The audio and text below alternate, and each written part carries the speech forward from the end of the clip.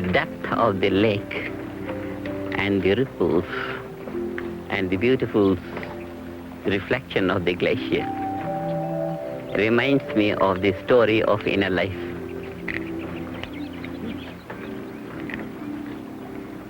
The mind is deep like a lake. The ripples on the surface represent the conscious mind, the activity of the mind on the surface. And the whole depth of the lake is silent. And that is the subconscious mind, which is not used by the waves. But if the waves could deepen and incorporate more silent levels of the water, the waves could become the waves of the ocean, the mighty waves. This is what happens in transcendental meditation. The surface activity of the conscious mind deepens and incorporates within its fold the depth of the subconscious.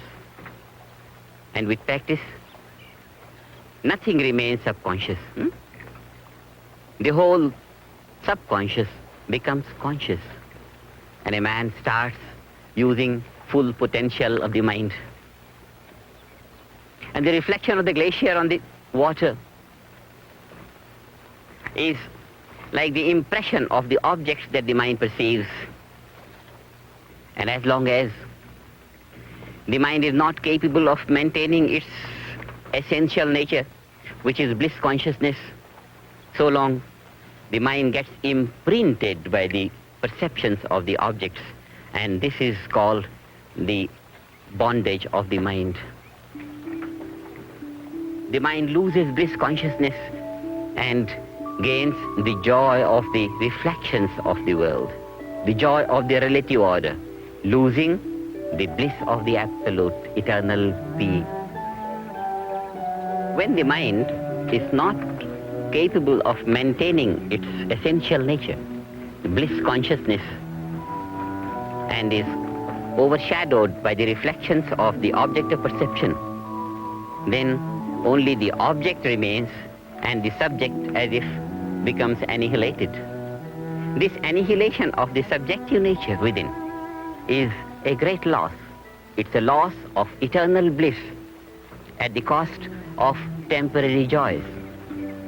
Such a life where the value of the matter dominates is called material life, and the spirit gets annihilated. But when through the practice of transcendental meditation, the mind goes deep within to the source of thought, transcends the thought and gains bliss consciousness, and is capable of maintaining that even when it comes out into the worldly experience of objective nature, then it is called spiritual life, that the spirit is not capable of being overshadowed anymore by the objective experience. And this is spiritual life. This is life in eternal liberation. And without this, life is in bondage, a great loss, as if loss of £1 billion and gain of 1,000,000. Loss of eternal bliss consciousness and gain of a worldly fleeting joy.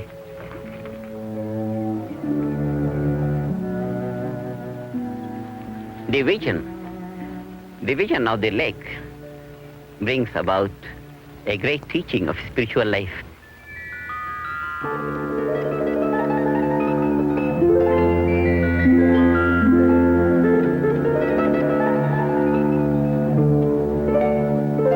Life is bliss. It's pure existence. Just like the flower is the sap. The different layers of manifestation of pure existence, pure being, absolute consciousness, pure intelligence. This is what life is. And as it expresses itself, it expresses in layers of existence, layers of energy, layers of intelligence, layers of bliss, happiness. This is life.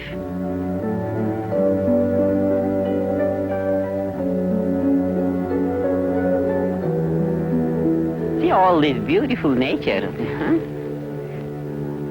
People in their sad and miserable moods, in their stressed and strained life, even if they come out to this beautiful nature, they can't enjoy.